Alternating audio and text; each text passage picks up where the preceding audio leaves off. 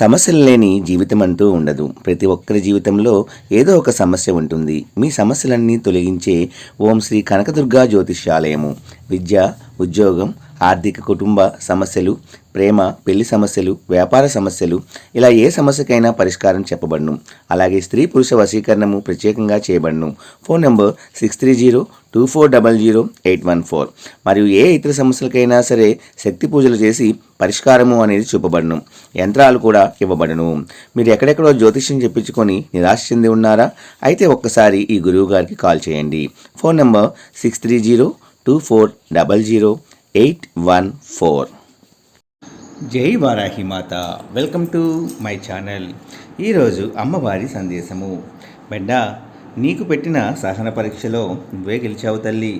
ఇక నీకు అన్నీ మంచి రోజులే అని ఒక చక్కటి కథ రూపంలో మనకి అమ్మవారైతే ఒక చక్కటి సందేశాన్ని తీసుకొచ్చారండి.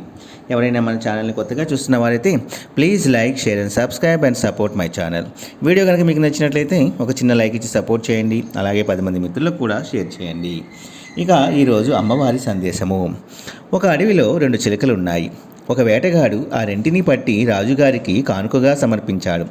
రాజు వాటి అందానికి, మాటలకు ముగ్ధుడై బంగారు పంజరాలు చేయించి పెంచుకోసాగాడు.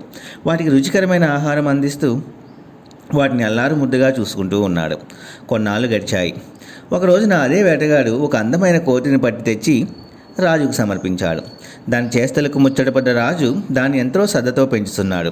కొత్తగా వచ్చిన కోతి మీద శ్రద్ధ పెరగడంతో చిలకల మీద అశ్రద్ధ ఏర్పడింది. వాటికి సరైన ఆలనా పాలన లేక చిక్కిపోయాయి. ఈ పరిస్థితి చూసిన చిన్న చిలుక పెద్ద చిలుకతో, చూసావా అన్న, రాజుగారికి కోతి మీద ఇష్టం పెరిగింది. మనకు అన్న పానీయాలు అందడం లేదు, మనం ఇక్కడి నుంచి వెళ్ళిపోదాము అని చెప్పి అంటుంది. అప్పుడు అన్న చిలక, తమ్ముడు తొందరవద్దు, రాజుకి మన మీద ప్రేమ లేక కాదు, కొత్తగా వచ్చింది కాబట్టి కోతి మీద అతని ప్రేమ మళ్ళింది. అది కోతి, దాని చేస్తలే దాన్ని ఇక్కడి నుంచి తరిమేస్తాయి, సహనం వహించు అన్నాడు.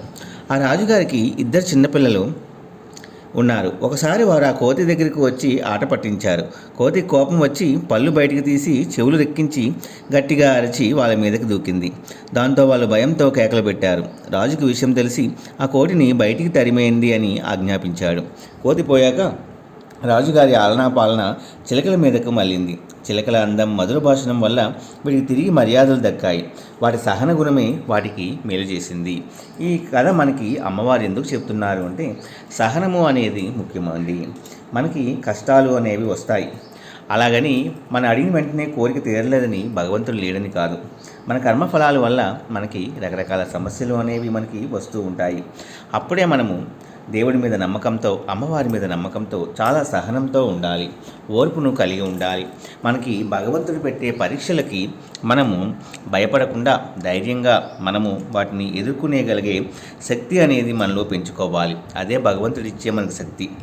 భగవంతుడి మీద నిందలేస్తూ భగవంతుడు ఏం చేయట్లేదు, భగవంతుడు లేడు అని చెప్పి మనం భగవంతుడి మీద లేనిపోని అనుమానాలు రేకెత్తించుకొని మనము భగవంతుడిని నిందించకూడదు. ఎందుకు అంటే మన కర్మఫలాలు మనకు ఉంటాయి, వాటిని తప్పకుండా మనం అనుభవించే తీరాలి. అవి అనుభవించే సమయంలో రకరకాల పరిస్థితులు మనకి జీవితంలో ఎదురవుతూ ఉంటాయి. అలాంటప్పుడే మనం ధైర్యంగా ఉండి అమ్మవారిని మనం పూజిస్తూ ముందడుగు వేస్తే అవన్నీ కూడా చక్కబెట్టి మళ్ళీ మనకి మంచి రోజులను తీసుకొచ్చేది అమ్మవారి.